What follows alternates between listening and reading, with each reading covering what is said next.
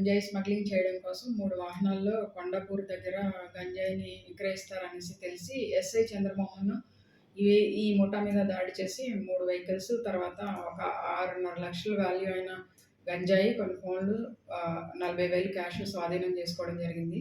వీళ్ళు ఒక బొలెరో వాహనాన్నయితే కంప్లీట్‌గా మోడిఫై చేశారు. లోపలంతా అరల్లాగా పెట్టించి అందులో గంజాయి పైకి తెలియకుండా స్మగ్లింగ్ చేయడానికి వీలుగా దాన్నంతా వెల్డింగ్ చేయించి షెల్ఫ్స్ లాగా తయారు చేసుకున్నారు.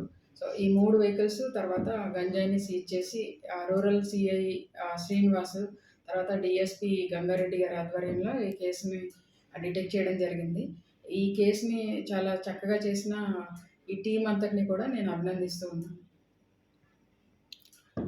ఈ నిందితులు మహారాష్ట్ర, తర్వాత ఒరిస్సా, మన తెలంగాణ వాళ్ళు కూడా 6 ఉన్నారు. సంగారెడ్డి, నారాయణ్ ఖేడ్ అండ్ ఆదిలాబాద్ డిస్ట్రిక్ట్స్‌కి సంబంధించిన వాళ్ళు.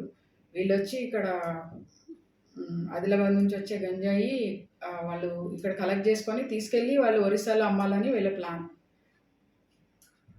ఈ గంజాయి విక్రయాలని అరికట్టడానికి మేము ఒక స్పెషల్ టీమ్ ఫామ్ చేశాము. ఎక్కడెక్కడైతే గంజాయి అమ్మకాలు జరుగుతుందో ఆ స్మగ్లర్స్ అందరి మీద కూడా మేము గట్టిగా దృష్టి పెట్టాము.